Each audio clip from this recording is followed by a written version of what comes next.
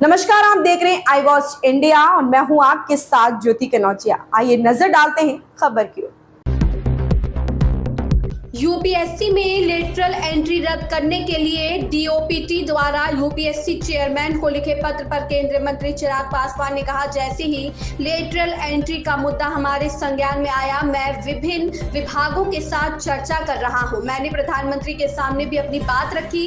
कांग्रेस सरकारों और गठबंधन में बनी विपक्षी सरकारों ने पहले भी लेटरल एंट्री की है। विपक्ष ऐसा माहौल बनाने की कोशिश कर रहा है कि ये पहली बार शुरू किया जा रहा है।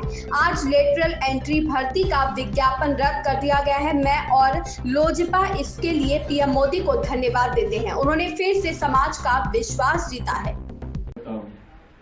जैसे ही ये लेटरल एंट्री वाला मामला हम लोग के संज्ञान में आया, उसी वक्त से मैंने लगातार अलग अलग जगहों पे कंसर्न अथॉरिटीज के सामने मैंने अपने इस विषय को रखा। प्रधानमंत्री जी के समक्ष मैंने इन बातों को प्रमुखता से रखा। उनके संज्ञान में अनुसूचित जाति, जनजाति, पिछड़ा वर्ग के लोगों के तमाम चिंताओं को मैंने रखने का काम किया। लगभग पिछले 1.5-2 दिन से लगातार मैं खुद प्रधानमंत्री जी के और प्रधानमंत्री जी का कार्यालय मेरे संपर्क में रहा। उन्होंने इस विषय से जुड़े हुए हर बिंदु पर मुझसे चर्चा करने का उन्होंने काम किया।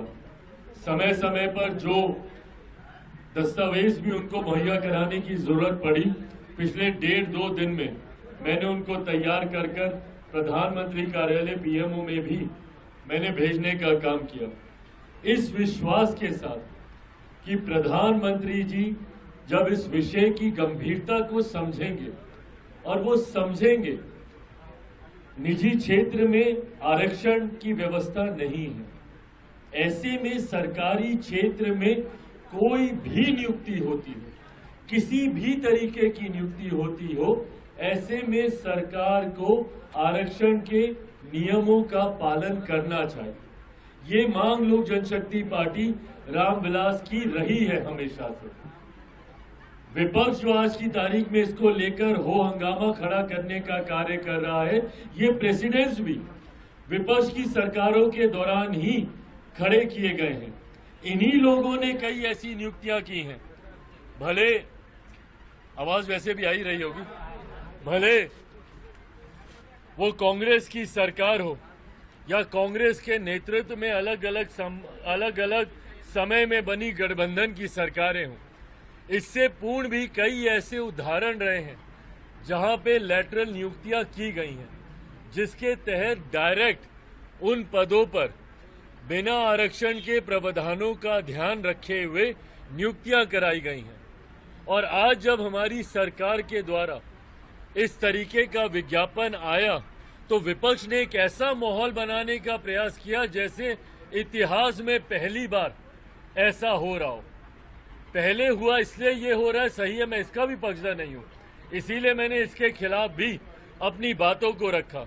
पर जो विपक्ष एकदम हमदर्द बनने का प्रयास कर रहा था, अनुसूचित जाति, जनजाति, पिछड़ा वर्ग से आने वाले लोगों का हिमायती बनने का प्रयास कर रहा था, ये वही विपक्ष है जिसने समय समय पर अपने समय पर डायरेक्ट ये भर्तियां करने का कार्य किया। पूर्व प्रधानमंत्री डॉक्टर मनमोहन सिंह जी उसका उदाहरण है, मोंटेक सिंह आलूवालिया जी उसका उदाहरण है, कई ऐसे नाम हैं जो इसके उदाहरण रहे हैं। पर बहरहाल हम लोगों ने इस बात की आपत्ति दर्ज कराई कि अगर इतिहास में हुआ है इसीलिए हमारी सरकार भी इसको इसी तरीके से लागू कर दे, ये उचित नहीं है। और कहीं ना कहीं एक गलत परसेप्शन सरकार का ऐसी नियुक्तियों के बाद समाज के बीच जाएगा। मुझे खुशी है और ये मेरे विश्वास को पुनः बल देता है कि मेरे प्रधानमंत्री आदरणीय नरेंद्र मोदी जी ने समाज के एक बड़े वर्ग, अनुसूचित जाति, जनजाति, पिछड़ा वर्ग से आने वाले लोगों की चिंताओं को समझा और आज एक आदेश के तहत ये जो विज्ञापन निकला था इसको रद्द किया जाता है।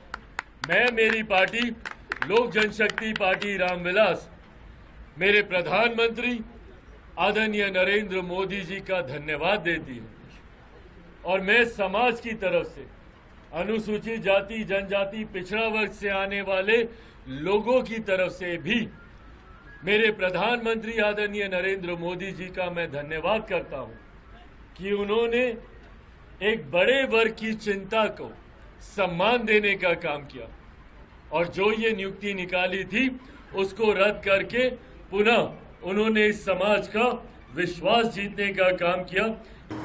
इस खबर में बस इतना ही। बने रहें आई वॉच इंडिया के साथ।